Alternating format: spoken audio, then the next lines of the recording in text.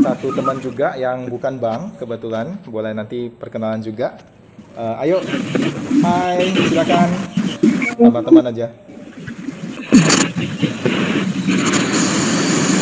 Suaranya nggak kedengaran, Livon.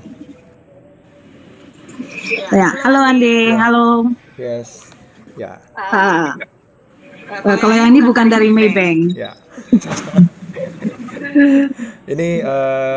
Ini Livon, kebetulan teman gereja dan juga teman di komunitas resus darah resus negatif Indonesia. Ya, Ya, dan juga profesi sebagai insurance agent. Ya, ya. ya. Kalau Wijen tadi itu adalah di Banda Aceh. Kalau Novia itu di Medan. Wiryo, Wiryo belum keluar. Ini aku. Yes, boleh Ini dong. aku tadi udah kenalan, nggak kedengaran. Ya, boleh on cam sebentar. Ya, ini Wiryo. Yes. Boleh say hi, hello.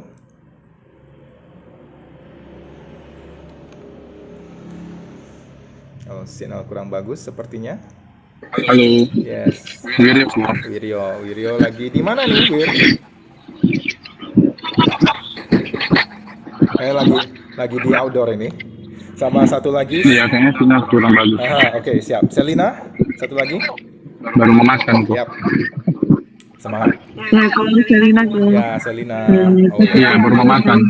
Oke. sampai Krakatau. Oke, Selina Medan. Dari Medan juga. Oke, terima kasih semuanya.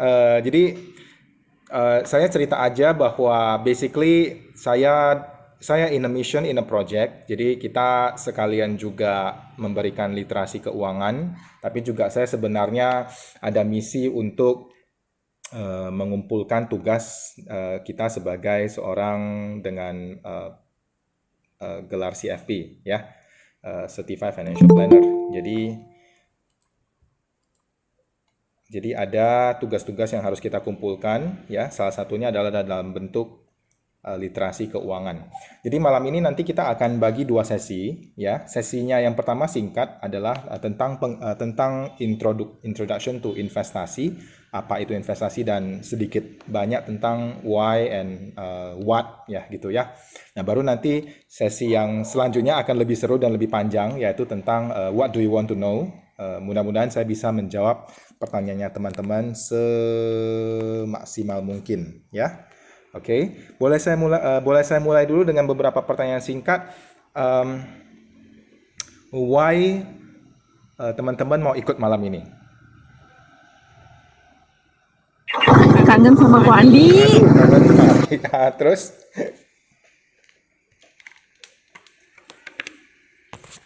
ada lagi? Ya, nambah-nambah ilmu dong. Oke, nama-nama ilmu. Oke, ada lagi? Apa? Rindu kok, ada presentasi dari Ko Andi. Ada rindu presentasi. Oke. Ada lagi yang lain?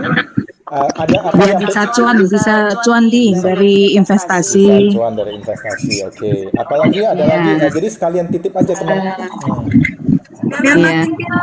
Nambah ilmu kok, nambah ilmu. Nambah ilmu. Nambah ilmu Nambah kok. ilmu. ISG sekarang kan lagi merah-merah terus tahu nih. Gimana sosoknya kapan kita beli saham? Oke. ya Atau betul mungkin sekalian mau kan titip-titip pesan kira-kira apa yang mau kita bahas nanti di sesi 2 boleh dibilang dulu. Jadi saya bisa setel dari sekarang gitu.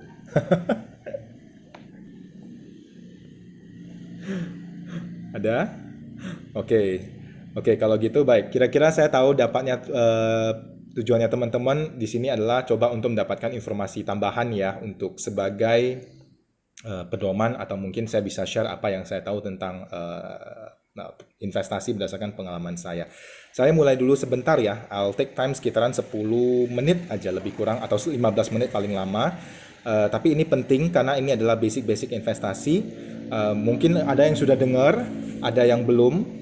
Tapi kalau misalnya sudah, yang menambah. Kalau belum, berarti ya ini sesuatu yang baru. Saya share screen boleh ya? Kalau misalnya screennya sudah berubah, boleh nanti saya dibantu ya. Terima kasih untuk ini.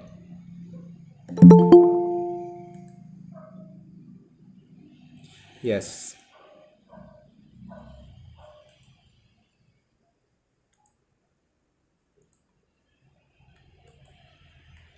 Oke, apakah screen-nya sudah berubah? Belum kok, belum. Nah, udah. Oke, baik. Jadi ini sebenarnya saya tidak terlalu banyak teorinya sih, cuma teman-teman wajib tahu. Jadi ini lebih menekankan pada aspek investasi itu apa dibandingkan dengan menabung. Menabung itu teman-teman kalau zaman sekarang udah lebih ngetren menabung, zaman dulu lebih ngetren menabung atau investasi waktu zamannya orang tua kita. Tabung kok. Menabung. Tapi kalau zaman sekarang lebih ngetren menabung atau investasi kira-kira? Investasi kok. Oke. Boleh nggak dibantu? Menurut pemahaman teman-teman ya, kira-kira itu menabung itu bagaimana? Investasi itu apaan sih gitu loh?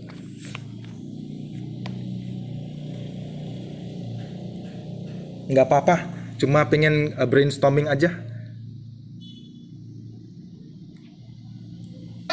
Kalau investasi itu ya pasti lebih menguntungkan daripada menabung ya. Soalnya kalau menabung kan kadang-kadang bisa dikalahin sama inflasi. Tapi kalau investasi ya mudah-mudahan bisa lebih besar dari inflasi kok. Oke. Boleh saya minta satu lagi? Kalau investasi kan harus return.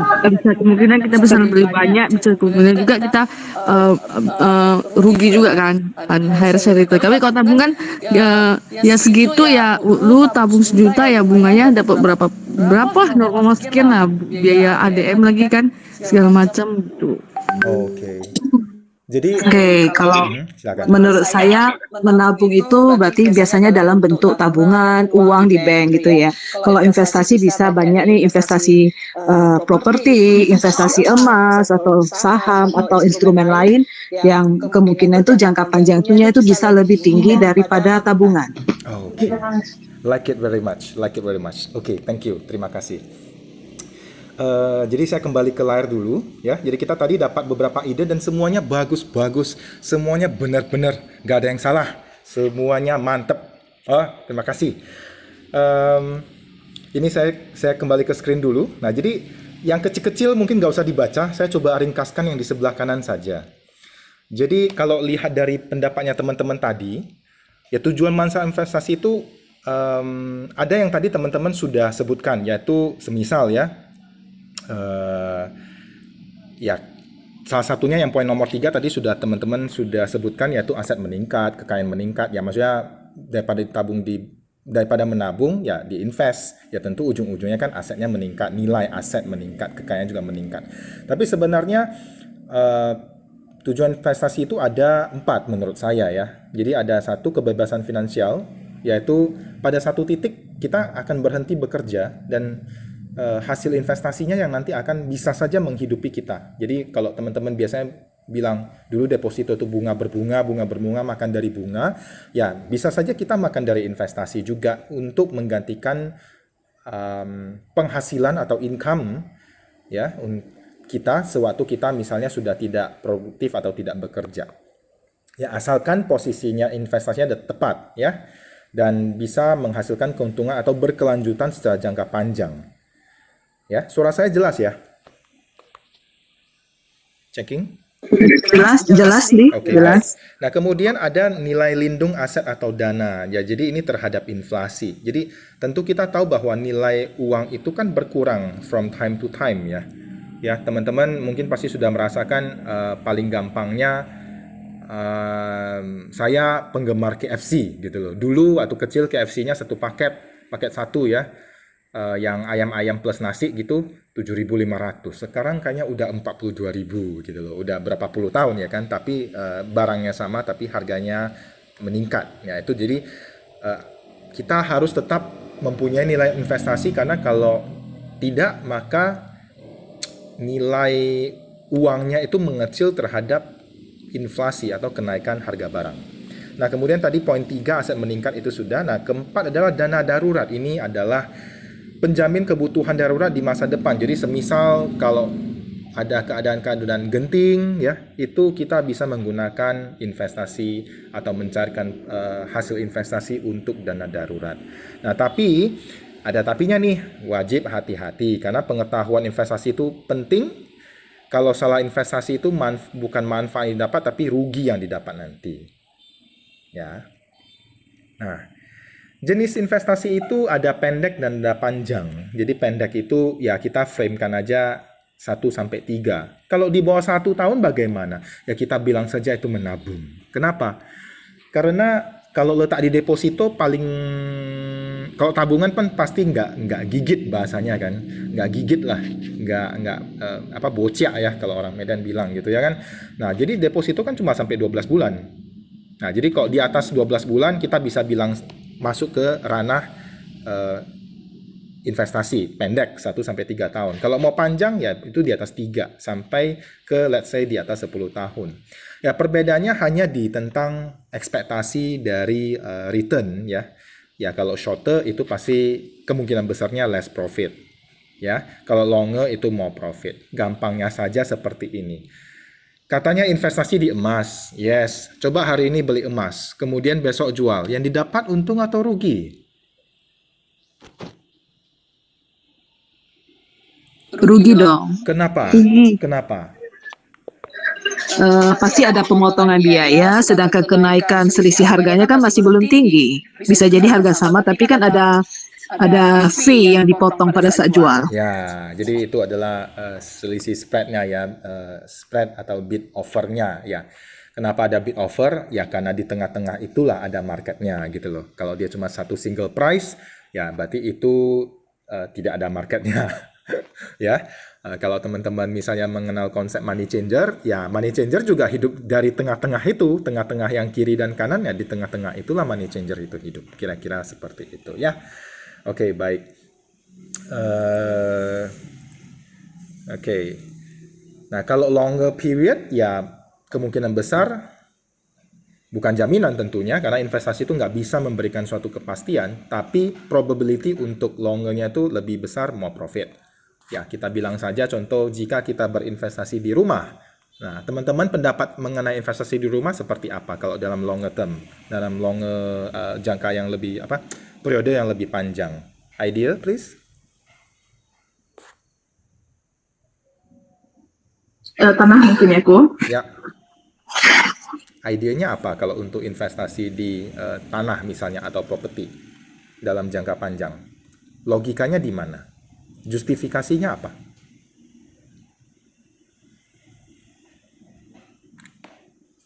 Mengapa banyak orang berinvestasi di emas, di tanah atau properti contoh? Karena harganya semakin lama semakin meningkat, Ko. Kenapa harganya pasti? Kenaikan harganya lebih tinggi Kenapa begitu? karena manusia semakin bertambah. Oh ya. Jadi kebutuhan akan tempat tinggal kan itu kebutuhan primer, itu semakin dibutuhkan. Jadi harganya bisa semakin tinggi. Oh ya. Apalagi dengan kemajuan teknologi, banyak mall, tempat-tempat kan makin banyak penduduk itu, makanya ngebuat harga properti makin tinggi, Ko Andi. Oke, nah cocok, mantap, ya kan? Tapi sama kalau hari ini tiba-tiba saya beli tanah, saya mau jual besok, yang didapat untung atau rugi? Ya tergantung, kebanyakan sih rugi kalau jangka pendek. Ya, Dan nggak liquid lah intinya, yang liquid sih emas ya. betul. Ya, karena kalau beli di properti, beli hari ini, jual besok, udah pasti belum apa-apa sudah kena pajak duluan kan, pajak penjual, pajak beli ya kan, BPHTB dan lain-lain. Oke, baik. Oke, saya lanjut ke slide berikutnya. Ini adalah 3 slide terakhir. Cepet kok. Nah, jadi investasi itu ada 2 jenis. Satu adalah yang bentuk real bisa kita pegang, satu lagi dalam bentuk paper atau financial. Kalau yang tadi kita sudah sempat sebutkan misalnya emas, tanah, rumah itu kan real ya, kita bisa lihat. Nah, kalau yang paper itu bisa saja dalam bentuk semisal surat berharga negara ya, obligasi, saham ya, ataupun misalnya orang bilang kripto ya kan, contoh misalnya kan. Nah, itu juga bisa. Tapi intinya yang paper atau financial asset itu adalah dalam bentuk yang intangible ya, yang kita tidak bisa lihat secara real gitu. Kalau emas kita bisa pegang, rumah kita bisa pegang, properti kita bisa pegang. Kalau investasi di tas LV boleh nggak ya? Ayo, cewek ini banyakkan soalnya. Gimana tuh?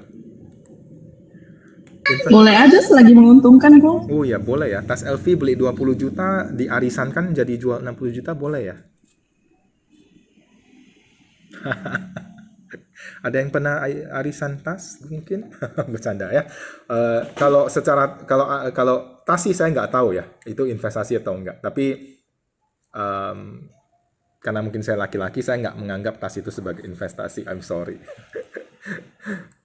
Oke, oke kita ke slide berikutnya. Oke, nah jadi ini hanya tentang produk-produk investasi. Ada nampak di layarnya produk-produknya? Udah kuat. Boleh kita cek layarnya dulu kira-kira apa saja? Ada kok. Ada apa saja di layarnya?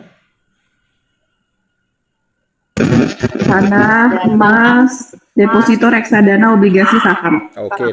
Nah, dari yang ini nih, 1 2 3 4 5 6. 6 nih.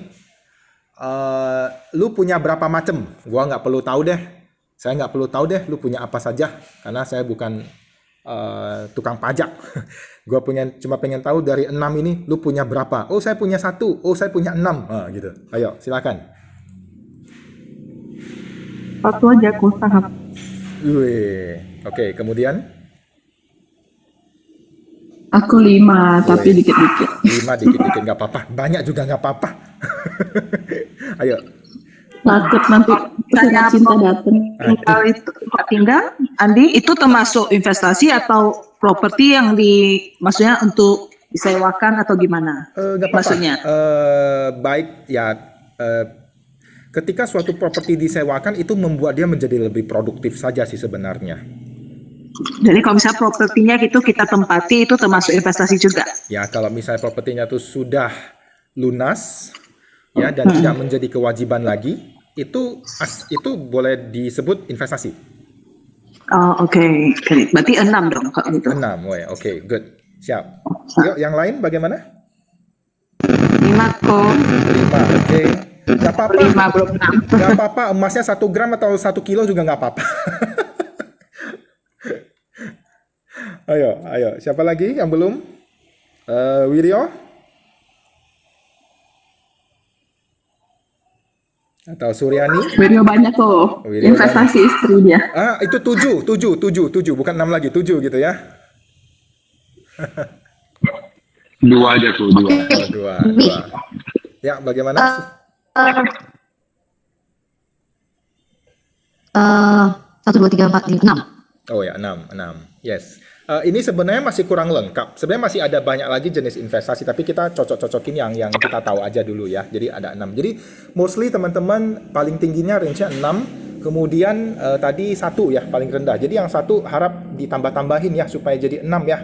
Oke? Karena penting banget investasi itu di zaman sekarang. Jangan cuma 1. Kalau misalnya belum nikah, cari laki-laki yang punya 6 ya investasinya ya, Selina ya. Bercanda. Oh, saya cuma punya 1 kata Selina, tapi Investasi paling gampang apa yang di sini? Iya, mungkin Pak Andi, investasi yang gimana? paling gampang dari 6 ini apa? Sorry, ulang bagaimana? Investasi yang paling gampang dari 6 ini apa? Investasi yang paling gampang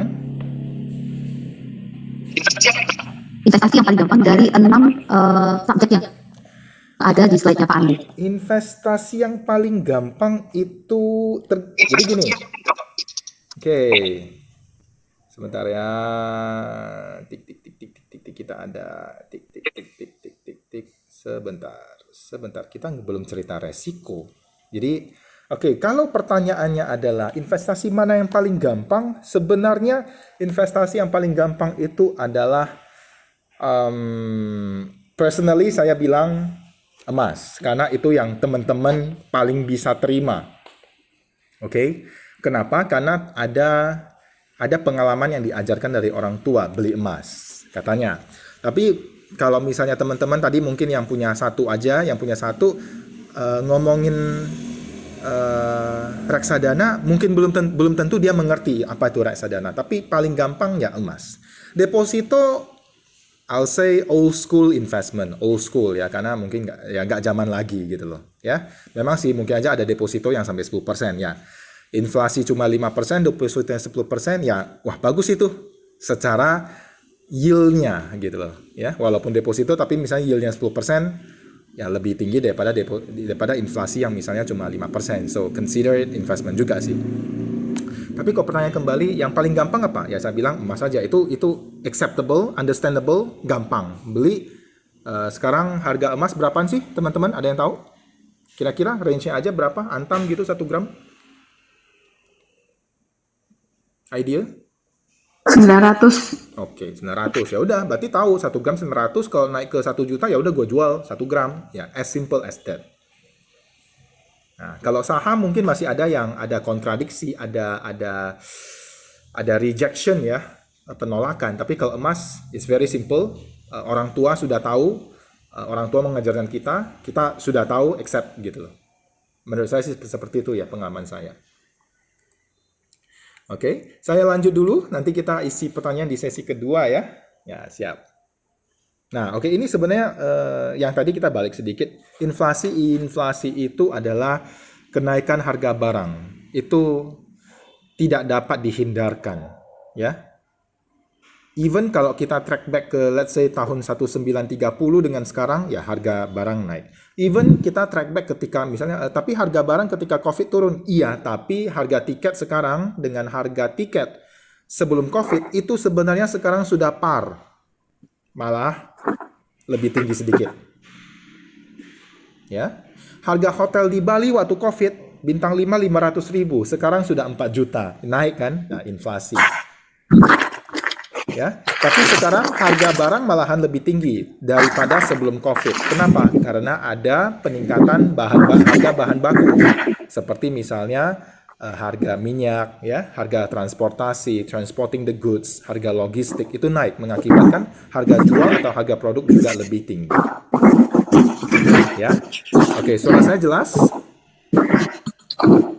Jelas kok. Oke, baik. Nah, itu mengakhiri sesi presentasi mengenai basic investasinya. Di ruangan ini tentu pengetahuannya beragam macam. Jadi kita buka Q&A-nya saja supaya teman-teman bisa saling dapatkan ilmu ya atau informasi dari satu sama lainnya. Saya stop presentasinya dulu sebentar. Oke. Yes. Nah, ini N siapa? Novia, sebentar. Novianya saya mute dulu. Saya mute. Sorry. Oke, kresek-kresek. Oke, nah baik. Ini ada 15 menit. Jadi tadi ngomongnya singkat-singkat aja, lebih banyak ngobrol lebih enak kan. Nah, jadi ini juga bagian dari, sorry tadi ada yang baru join juga. Ini bagian dari mission ya saya sebagai salah satu pemegang gelar itu wajib ya. Jadi ini bukan mempresentasikan gelarnya, tapi memang ya kalau sebagai dokter juga ada kewajiban untuk melayani masyarakat, kira-kira seperti itu. Jadi ini sebagai salah satu pemegang gelar CFP itu kita ada tugas ya, mengumpulkan poin dan juga melayani masyarakat. Kira-kira seperti itu. Jadi dalam bentuk literasi keuangan. Ini salah satu literasi yang saya bisa share berdasarkan pengalaman saya sekitaran 13 tahun combine dari pasar modal dan perbankan. Ya, semoga saya bisa berkontribusi dan juga bisa membantu pemahaman teman-teman tentang investasi. Yuk, silakan saya buka. Teman-teman boleh tanya apa saja. As long as I know, I will try to answer it. Kalau memang ada pertanyaan tentang market, I will try to show you something that I got. Terima kasih. Silakan. Apa saja?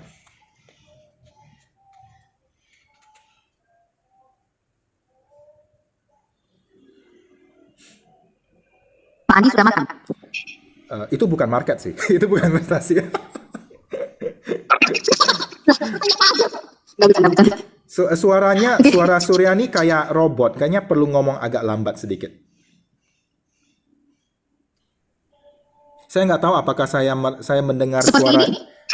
Sorry, teman-teman yang lain mendengar suara Suryani seperti robot juga kah? Ya, kayaknya jadi agak di double cepat gitu ya suaranya ya. Yes, oke. Jadi Suryani suaranya agak kayak di fast forward ya. Ya, oke. Semasa menunggu silakan. Pengen tanya apa saja, silakan. As long as I know, I will tell you. Livon mungkin? Obligasi kok. Oh ya, obligasi. Oke, Wiryo. View-nya silakan. gimana? Ini kan naik terus kan. Kira-kira view-nya ke depan gimana tuh? Oke, obligasi kita harus realistis. Obligasi itu sangat erat berhubungan dengan suku bunga dari suatu bank sentral. Ya, kalau misalnya if you invest di obligasi Indonesia, then of course you harus relate dengan suku bunga bank sentral, yaitu Bank Indonesia. Nah, posisi Bank Indonesia, suku bunganya yaitu Bank Indonesia 7 days repo rate, 7 days repo rate, 7 DRR gitu ya kita bilang ya. Itu dalam posisinya sedang tinggi-tingginya nih, ya, sedang tinggi-tingginya nih dalam beberapa waktu tahun terakhir. Karena dalam kurun jangka waktu saya kalau tidak salah ya, 8 sampai 9 tahun terakhir, suku bunga Bank Indonesia itu sebenarnya cenderung relatif tuh turun. Ya. Bukan puncak-puncak lah. Titik-titik terendahnya itu dalam waktu 2-3 tahun terakhir. Ya, 2 tahun terakhir lah, ya. Nah, ini kemudian naik sampai ke titik sekarang di 5,75. Sebagai bayangan I think 2016 gitu ya, 7 tahun yang lalu atau 2015, pernah nggak teman-teman menemukan deposito itu sekitaran 10%? Ada yang masih ingat nggak? Rasa-rasanya pernah gitu? Masih dong, Ko. Ada. Pernah, ya? pernah. Nah, ada ya. Nah, jadi 6-7 tahun yang lalu Ada. ada. Nah, ada ya. Jadi ketika pada saat itu bunga deposito 10 sampai hampir 11%, itu BI rate di sekitaran 9, sekian lah. 9, sekian. Nah, sekarang BI rate-nya kemudian sempat turun, ya, kalau saya nggak salah sampai sekitaran level 4-an, ya. 3 atau 4-an, kemudian naik kembali ke sekarang 5,75. Nah, jadi obligasi itu teman-teman harus tahu bahwa dia selalu dia lawannya suku bunga. Kalau suku bunga naik, obligasi itu menjadi tidak begitu atraktif. Kalau suku bunga Bank Indonesia turun, cenderung menjadi obligasi itu menjadi lebih atraktif. Nah, dengan posisi sekarang BI rate-nya malah lagi agak tinggi-tinggi, obligasi itu sebenarnya secara teori itu menjadi tidak begitu atraktif, ya. Oke. Tapi kenyataannya adalah bahwa obligasi ini dalam jangka waktu 2 tahun terakhir itu naik. Dalam jangka waktu 2 tahun terakhir ya, itu cenderungnya naik. Why? Nah, why? Karena selain dari suku bunga, ada satu faktor lagi yang membuat obligasi itu menjadi atraktif, yaitu ya, sebentar, Novia saya mute. Oke. Ya, yaitu tingkat resiko dari suatu negara. Oke. Jadi walaupun bank sentralnya suku bunganya tinggi, tapi kalau obligasi di tingkat resiko suatu negara itu cenderung rendah, maka ada yang namanya arus dana investasi. Mereka akan masuk ke negara-negara yang basically menawarkan potensi investasi yang lebih menarik. Contoh paling gampang begini, kalau saya boleh memilih atau kalau teman-teman boleh memilih, ya, investasi di Indonesia, kalau teman-teman let's say punya aja 1 juta US dollar, investasi di Indonesia atau investasi di Zimbabwe, ayo.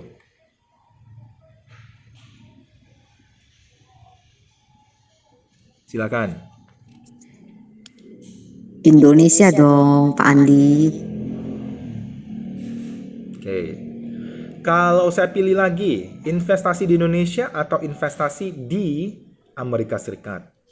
Punya 1 juta US dollar nih, contoh. Amri lagi resesi, jadi nggak jadi. Oke. Yakin mau letak di Indonesia gitu? Amerika Serikat loh. Kalau Indonesia itu masih negara kondisi sekarang ya, kalau menurut saya. Suara saya masih seperti Sudah normal. robot nggak sih? Sudah normal. Oke. Kalau kondisi sekarang menurut saya masih better di Indonesia ya. Oke. Kenapa? Ya karena kondisinya Indonesia itu sekarang menjadi itu ya, maksudnya banyak keuntungan yang didapat oleh Indonesia untuk kondisi sekarang sih dibandingkan dengan Amerika Serikat. Oke, baik. Ya sudah, saya kecilin lagi pertanyaannya. Kalau punya 1 juta US dollar, mau invest di saham Indonesia atau mau invest di saham Google? Apple, Microsoft. Ayo.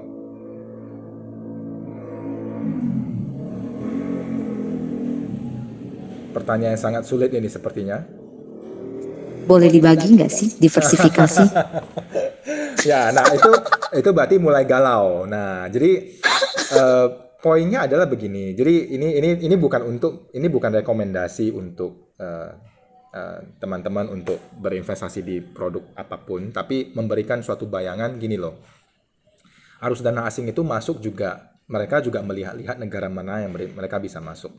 Ya, jadi kalau misalnya negaranya masih investasi itu mengalir kayak air. Dia mengalir dari tempat yang rendah dari tempat yang tinggi ke tempat yang rendah, mencari lagi tempat yang tinggi, nanti masuk lagi ke tempat yang rendah. Artinya rendah itu berarti masih memberikan potensi return. Kalau udah naik, maksudnya udah naik, mereka bisa jual take profit, mereka akan cari tempat lain yang bisa mereka bisa buy cheap and then sell high again. Kira-kira seperti itu saja logikanya. Sama kan buat teman-teman juga. You buy cheap, you sell high. You buy cheap, you sell high.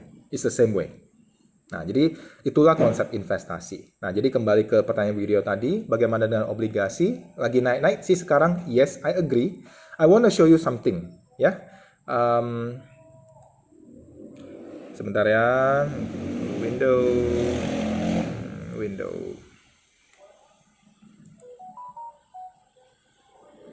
Oke, sebentar. Saya coba switch dulu ke trading view sebentar.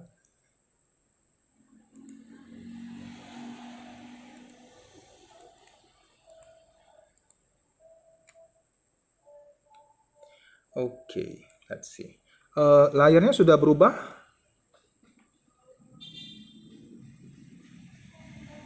Yes, udah. Oke, baik. Udah. Sudah berubah ya. Oke, baik. Saya share dulu. Oke, Wiryo, sorry, lagi pegang obligasi apa nih? Boleh share, Wir? 88 tuh sebetulnya. Oke, 88 itu berarti sekitaran Sacaplak itu Caplak ya. Kalau nggak salah F88 itu jatuh tempo 2036. Maafkan kalau saya salah, kayaknya udah jompo. Tapi harusnya tepat sih. Betul kok, betul. Oh ya, berarti belum jompo lah aku. Alhamdulillah teman-teman, terima kasih. Sebentar ya, 16 berarti kita pakai 15. 15-20. Oke lah. Nah, teman-teman, ini adalah grafik dari Indonesia 20 years government bonds ya. Teman-teman bisa lihat di sini, lihat paling kanan saja ya. Mungkin ada yang nggak ngerti ini apaan. Aduh Andi, gua nggak ngerti. Oke, saya storytellingkan, saya narasikan saja ya. Ini tandanya bahwa tekanan untuk harga yield-nya masih turun, maka harga obligasinya cenderung naik untuk yang tenor sekitaran 20 tahun. Belum ada tanda-tanda pembalikan arah, tekanan untuk tekanan yield-nya turun itu sangat kuat ya. Oke, mengakibatkan harganya itu berbanding terbalik. Yield turun, harga naik. Ini untuk ID20. ID20 itu berarti Indonesia 20. Nah, kita lihat yang 15. Nah, 15. Grafiknya agak berbeda ya. Ekornya tadi ada lihat? Ini berubah dengan yang tadi.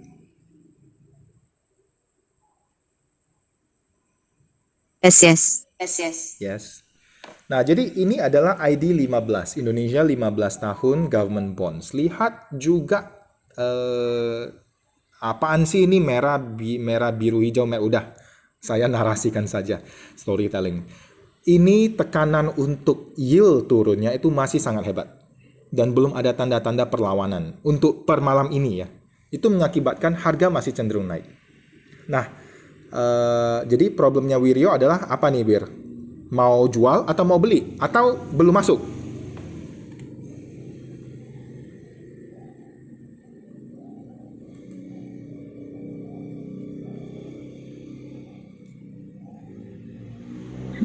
Ya, Belum. bagaimana?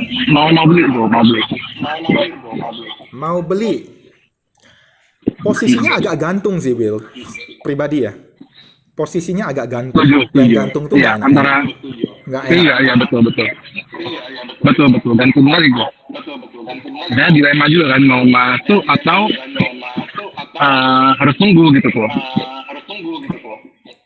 Ya.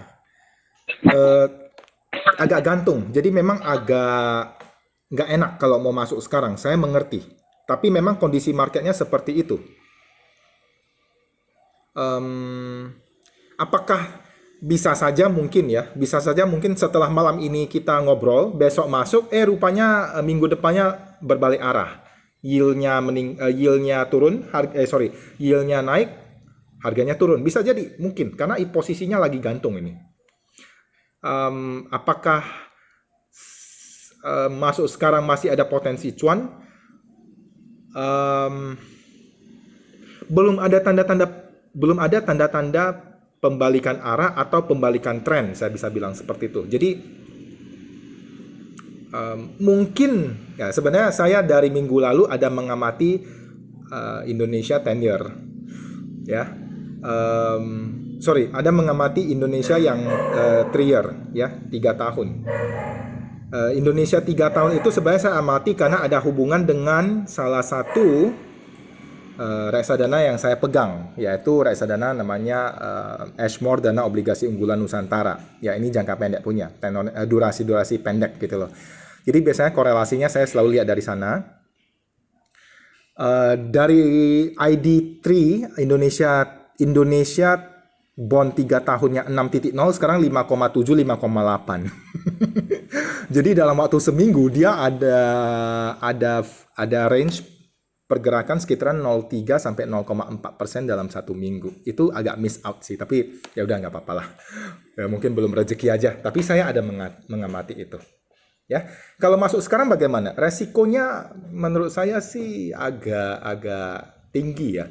Tapi resiko yang tinggi itu bisa dibarengi atau bisa kita minimalkan juga, atau kita bisa sikapi dengan nominal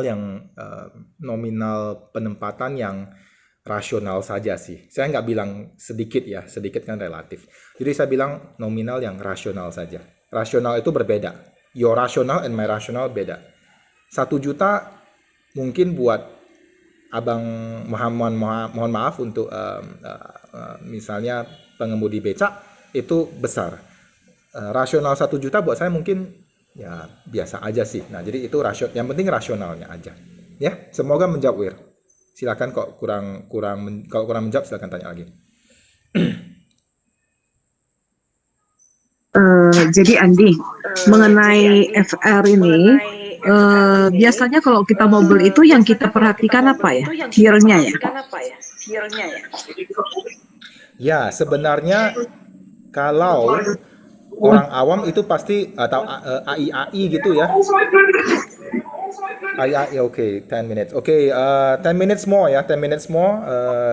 Link ini akan terputus. Kalau link terputus, nanti saya kasih link baru lagi, kita join lagi deh, ya. Kalau memang mau lanjut. Kalau orang awam pasti lihatnya harga, tapi kalau professional investor itu lihatnya yield. Nah, yield inilah yang memberikan kita gambaran berapa return yang kita dapat per tahun jika semisal kita pegang sampai jatuh tempo. Oke.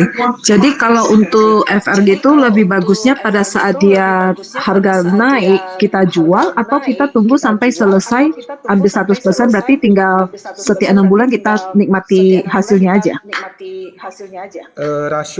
Rasionalisasi ini sangat bergantung pada usia dan kebutuhan dana. Saya harus sangat jelas di sini. Artinya, pada posisi usia 20 tahun dengan usia 70 tahun pada produk yang sama, beli pada saat yang sama dan bisa profit rasionalisasi di usia 20 dan 70 tahun itu sangat berbeda. 70 tahun mungkin nggak apa-apa lah, yang penting saya enak-enak fixed income, pendapatan bulanan. 20 tahun, yang usia 20 tahun mungkin karena masih hot blood gitu ya, jadi lebih pengen trading. Jadi rasionalisasi ini sangat berbeda berdasarkan usia dan kebutuhan dananya. Kembali, tidak ada satu obat generik yang manjur, cocok untuk semua orang. Jadi apakah ada patokannya itu, misalnya kalau misalnya saya mau jual nih, di atas rate berapa itu baru lebih menguntungkan untuk kita lepas gitu. Nah, itu pertanyaan yang benar. If you ask the right question, you will unlock the door gitu loh. Nah, jadi kalau kembali ke tadi yang ID 15 dan ID 20, ya teman-teman, ID 20 itu posisi sekarang 6,5 lah, 6,51. Kalau secara tradingnya 6,7 sudah harus take profit. Kok bingung ya Andi? Ya namanya juga baru kenalan sama yield malam ini. Ya saya kasih apa adanya dulu ya. Posisi ID 20, obligasi 20 tahun ya. Itu sekarang di 6,51, take profitnya atau mulai jual atau mulai kita sudah harus alert itu mulai di 6,7 ID yang 20 tahun. Itu batas terakhir, udahlah. Berarti trennya bisa jadi sudah berubah. Tapi kalau misalnya ada tanda-tanda pembalikan arah dan rasa-rasanya teman-teman udah rasa-rasa nggak enak, ya udah silakan mau take profit. Bayangannya tempo hari saya ada beli PBS 33 bulan 3 itu harga 96,20. Sekarang sekitaran berapa ya? Kayaknya sekitaran 100 gitu deh, lebih kurang. Ya, 3 bulan dapat 4%, tapi masih belum saya jual dan masih terus menikmati kupon. Kebetulan kuponnya PBS 33 dikreditkan hari ini. Nah, itu saya bisa cerita. Ini bukan ajakan untuk membeli PBS 33 dulu ya, bukan.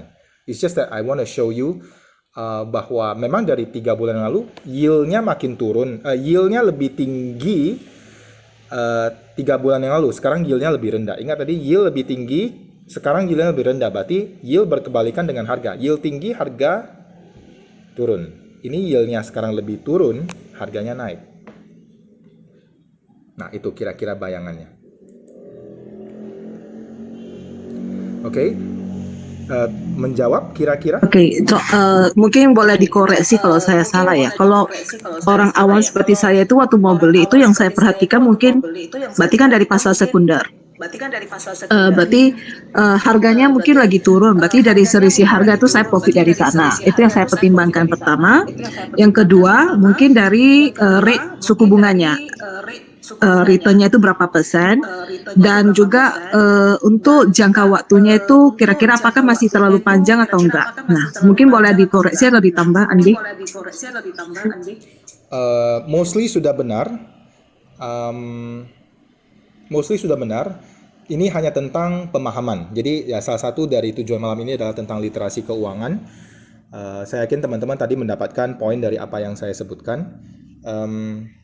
Saya pause sebentar boleh atau kita, karena it's nearing, I think kapan saja kita bisa kena serangan jantung untuk yang ini Google Meet-nya. Jadi saya boleh pause dulu sebentar. I'll send you the new link and we can start again. Oke. Nah, jadi tentang yang Livon tadi, basically untuk pemilihan obligasi biasanya sih, kalau saya ya, pengalaman saya sih, saya mempertimbangkan dari sisi to maturity-nya berapa lama, karena itu berkaitan dengan berapa lama saya bisa hold in case jika harganya turun. Nah, gitu, itu satu. Dua, saya sih biasanya langsung lihat yield. Artinya, jika semisal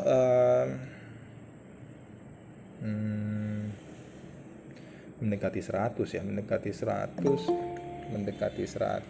Jika semisal obligasinya itu misalnya ya sekarang bunga deposito misalnya sekarang 5,5%. Ya, deposito 5,5% nggak sih sekarang, guys?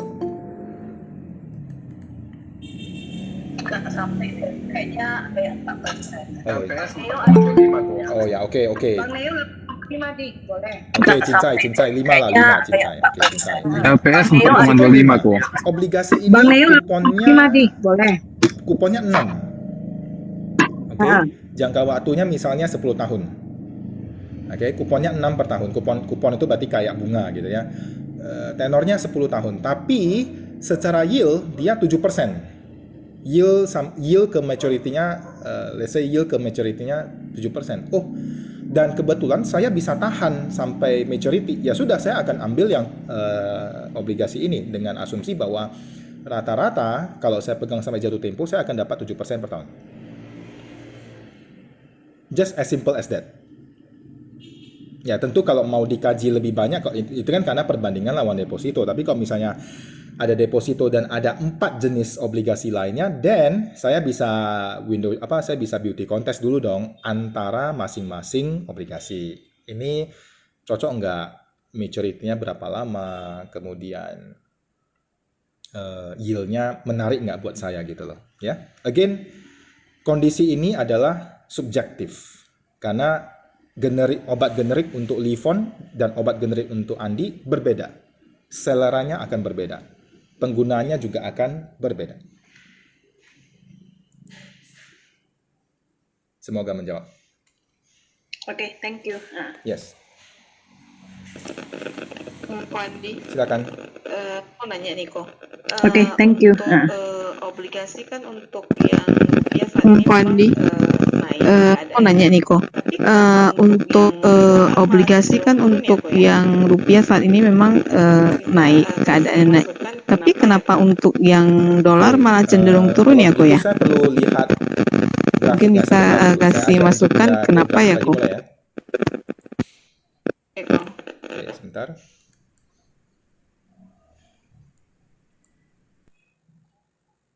Eko.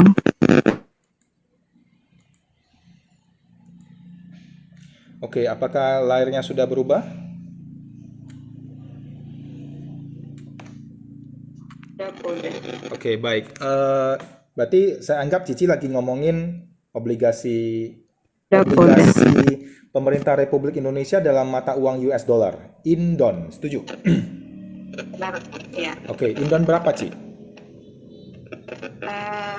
Ini kebetulan saya kan karena syariah di Indonesia, Ko ya. Oke, Indois. Ini kebetulan saya kan karena syariah di Indonesia kok ya. Indois 51 itu pun cenderung turun. Oke, 51 kita anggap saja di US 30. Sebentar ya.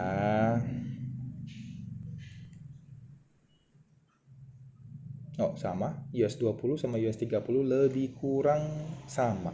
Oke, baik. Oke, ini adalah US 30, Ci. US 30 sama, ini adalah yield. Aduh, Andi, gak mudeng dari tadi warna-warni. Oke, intinya saya narasikan saja.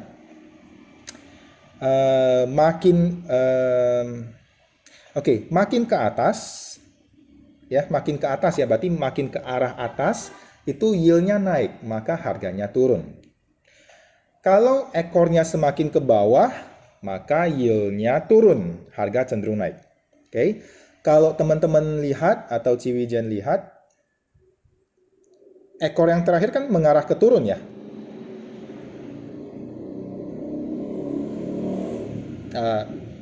Merah turun, anggap saja merahnya turun. Setuju? Iya, Ko. Nah, ini sebenarnya dibanding kayaknya 2 bulan yang lalu ya.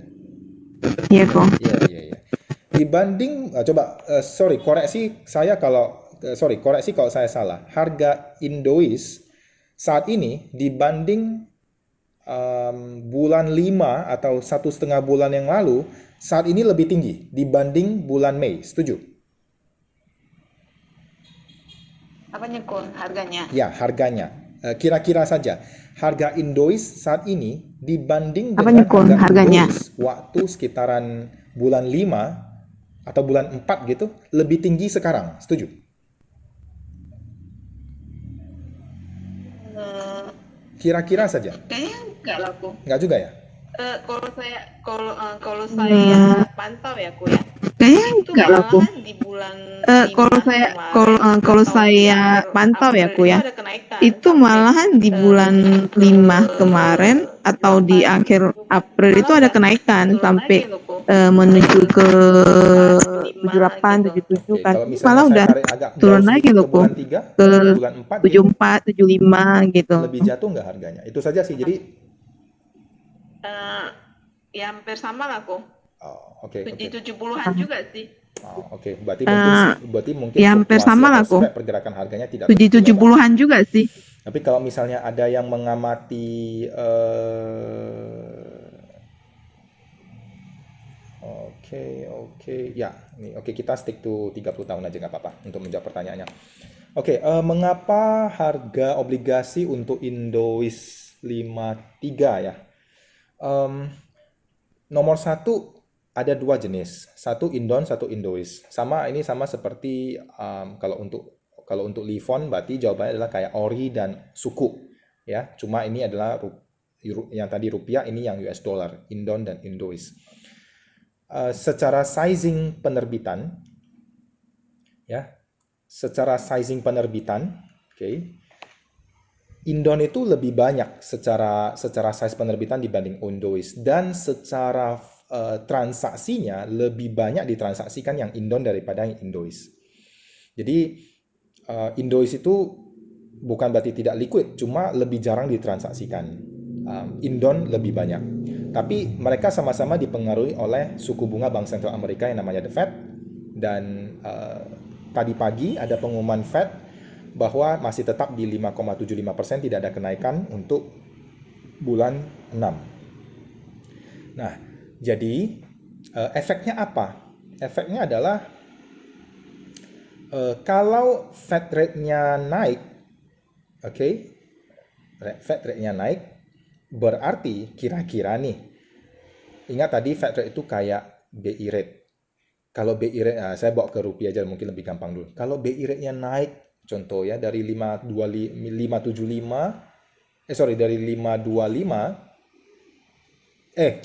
gue mabuk, jompo gue.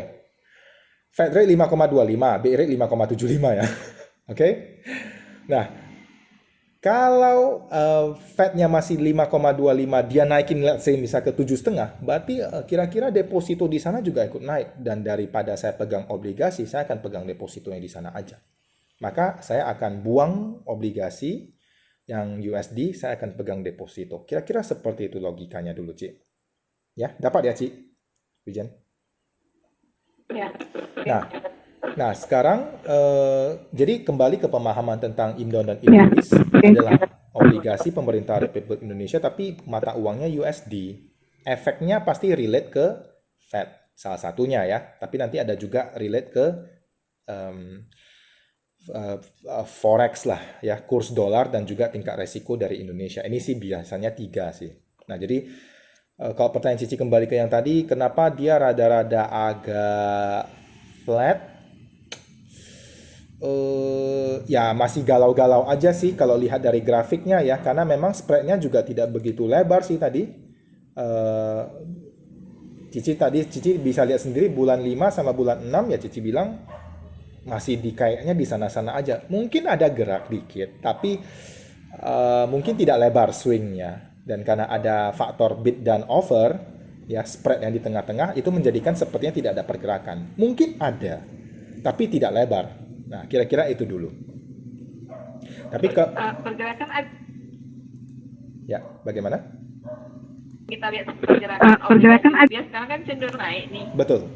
Obligasi rupiah. Kita lihat pergerakan obligasi rupiah sekarang kan cenderung naik nih. Dia malah turun gitu. Obligasi rupiah. Walaupun memang sih turunnya enggak baik, Tapi dia turun. kenapa dolarnya dia malah turun gitu, Ko Andi, walaupun memang sih turunnya enggak baik, tapi dia turun. rupiah udah naik, udah agak cenderung naik terus, tapi dia malah cenderung turun gitu. Itu sih maksudnya yang pengaruh itu ya, seperti harap Kodim bilang mungkin harap dia karena suku bunga The mungkin Fed pendapat ya, saya begini ya. aja. Harap dipahami ini Itu. adalah dua mata uang yang berbeda. Apakah itu yang buat? Iya. Ya, jadi belum tentu Iya. belum tentu semisal siapa ini? Maaf ya. Oke, belum tentu semisal rupiahnya kenceng gitu ya, obligasi rupiah kenceng naik, ya Indonya juga naik. Belum tentu, karena masing-masing adalah mata uang yang berbeda, dua negara soalnya. Mata uang dua negara. Jadi, I'll say masing-masing punya karakternya sendiri-sendiri. Nah, ini nanti juga kalau kita mau bedah lebih dalam lagi, masih ada Indon yang tenor panjang, tenor pendek. Nah, tergantung kondisi pasar, mana yang lebih diburu atau disukai di market. Tenor panjang atau tenor pendek. Nah, tempo hari ada inverted yield. Nah, tapi itu nanti lagi deh, pusing. Ayo, jangan Andi jangan ngomong ke sana, nanti tambah ribet. Oke? Oke, kita batasin sampai 12 menit lagi, bukan karena saya pelit, tapi ada sesi-sesi selanjutnya yang supaya masih ada bersisa, ya, supaya bikin seru lagi. Jadi, ayo silakan lanjut.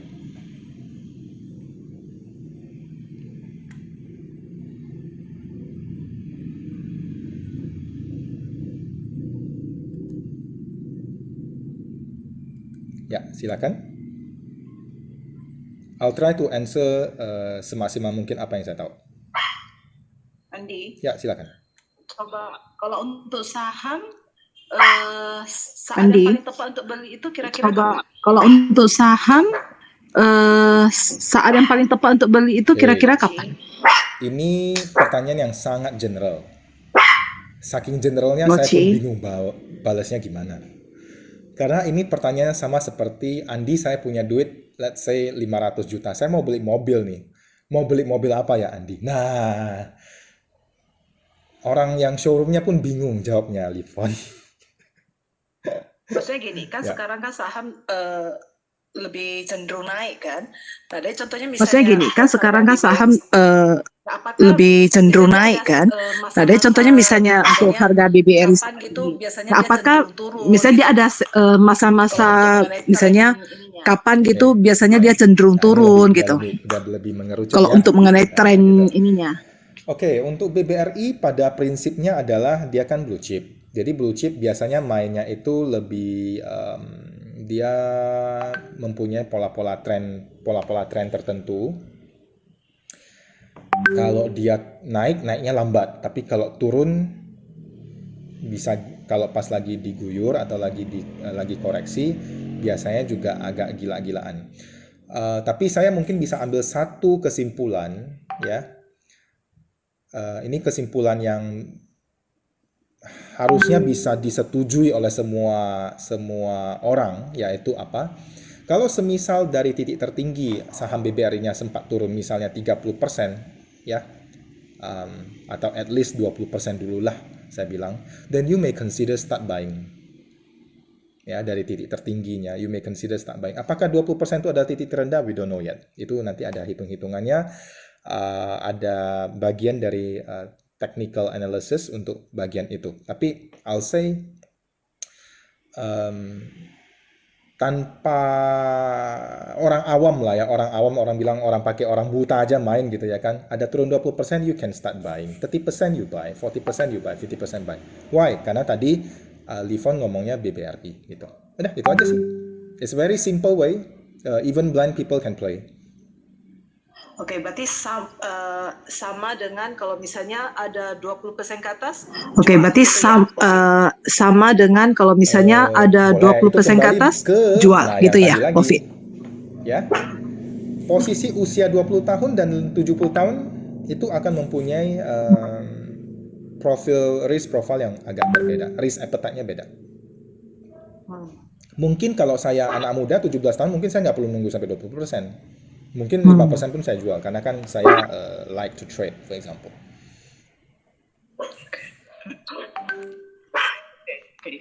Okay, thank you. Okay, thank you. Yes, nggak apa-apa, Suryani, ngomong saja. It's okay.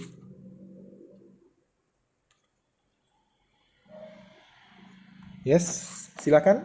Yuk. Sekarang kan keadaan Amerika kan, aku boleh nanya ya? Boleh, boleh, boleh. Sekarang kan keadaan Amerika kan, dulu kan Sekarang dolar kan itu kan keadaan Amerika kan, aku boleh sama nanya ya? emas gitu kan. Sekarang kan keadaan Amerika kan, dulu kan dolar itu kan safe haven kan, sama emas gitu kan. Tapi sekarang kan keadaan Amerika kan jauh menurun lah ya dari dulu.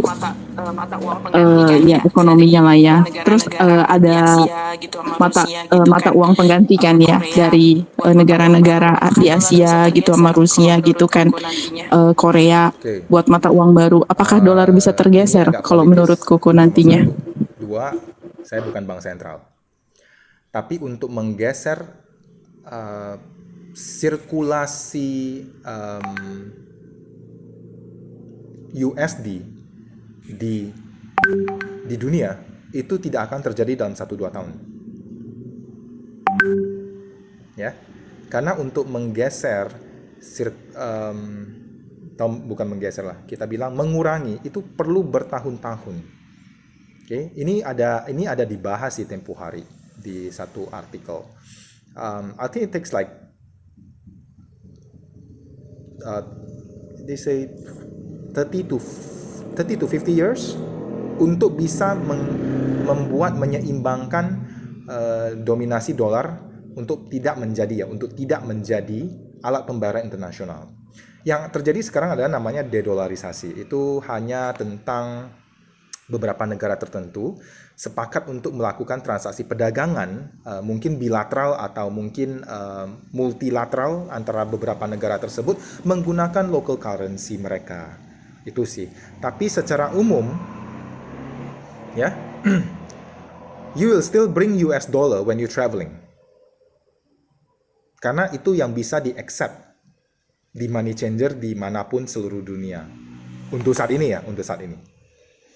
Nah, jadi itu yang terjadi. Tapi again ini adalah politis, ya. Ada cara-cara dari Amerika Serikat untuk bisa, saya bukan bilang saya adalah American, tapi this morning artikelnya juga bicara tentang USA is trying to mencoba untuk membantu beberapa negara berkembang dengan memberikan pinjaman. Itu sebenarnya kelihatannya baik, tapi sebenarnya itu adalah memasok US dollar ke negara tersebut. Nah, jadi mereka juga sebenarnya berdagang, mereka memasok USD ke negara-negara lain melalui pinjaman. Sama seperti China memasok China Yuan-nya ke Afrika sekarang gitu loh. Kira-kira seperti itu. So, ini adalah kebijakan politis, kebijakan dari suatu negara untuk mempertahankan suksesinya, kira-kira seperti itu. Same like sebenarnya kalau mungkin saya bawa sekilas ke teman-teman tahu BTS ya? Ada yang tahu BTS?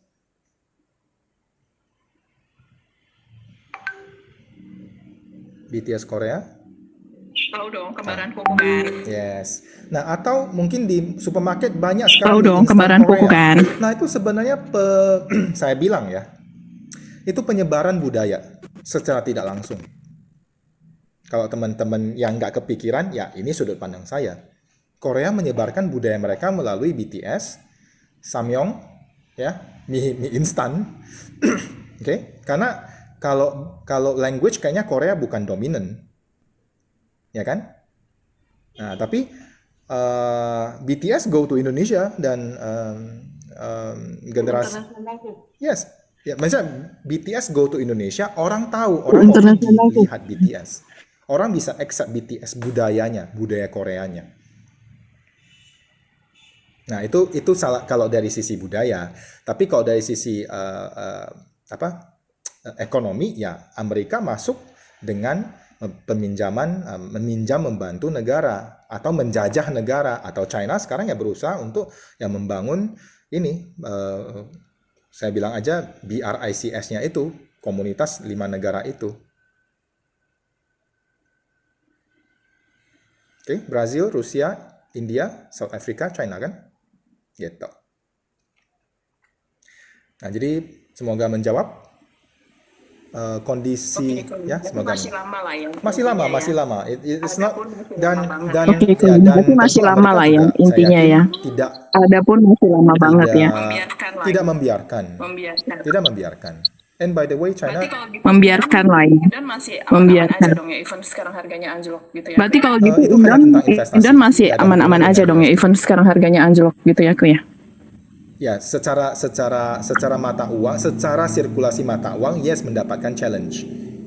Tapi in a way, mungkin ya orang punya secondary reserve atau mungkin mulai mengurangi reserve di USD, tapi mulai ada reserve currency yang lainnya. Mungkin kalau kita sekarang, oh dulu saya beli USD untuk investasi letak di rumah. Oh sekarang saya beli USD plus China Yuan, contoh. Atau saya beli USD China Yuan plus emas. Nah, kira-kira seperti itu. Ya, yuk satu pertanyaan terakhir.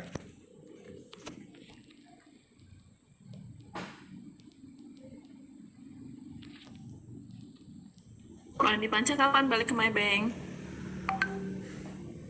Ada lowongan. Kalau di Panca kapan balik ke Maybank? Oke, nanti kalau ada di bank manapun ya, Ku ya. Oke, nanti kalau ada di bank manapun ya, Ku ya. Satu lagi sebelum jam 9.30. Oh, lebih nyaman di bank Baga- atau Bagaimana? di Oh, lebih nyaman di bank atau di Itu tidak relate dengan kondisi malam di ini. bank atau di Ditolak pertanyaannya. Terima di kasih. office yang sekarang.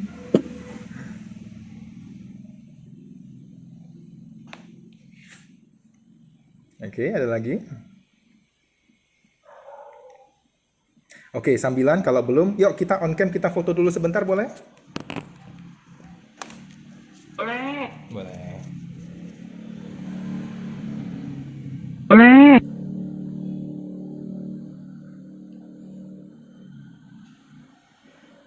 Oke, saya foto ya. Mana si Suryani? Nggak on cam? Oke, 1, 2, 3. Semua kasih sarangyo. 1, 2, 3.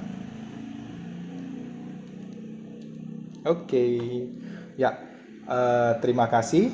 Dengan demikian kita sudahi dulu ya yang malam ini ya. Semoga walaupun singkat, semoga bermanfaat, singkat bermanfaat, jelas. Teman-teman bisa dapat insight. Saya juga sebenarnya ada udang di balik batu, saya harus jujur dulu. Jadi ini menambahkan poin supaya ada tugas yang saya harus submit gitu ya. Terima kasih teman-teman mau support ya, kita bisa saling bantu. Dan jika ada kesempatan di sesi-sesi berikutnya, teman-teman mau join, nanti boleh chat lagi, nanti kita bisa kasih lagi linknya. Rencananya sih besok ada lagi sih, besok Sabtu kayaknya ada lagi ya, karena saya lagi getol-getolnya untuk kumpulin poin untuk tugas ya. Jadi wajib supaya poinnya ada gitu loh. Oke? Selamat malam, semoga teman-teman dalam keadaan sehat selalu semua. We keep in touch ya. Jika perlu apa-apa nanti boleh chat lagi. Terima kasih. Thank you. Selamat malam. Thank you. Thank you. sampai jumpa lagi. Terima kasih banyak. Sampai jumpa lagi. Sehat sehat, sukses terus.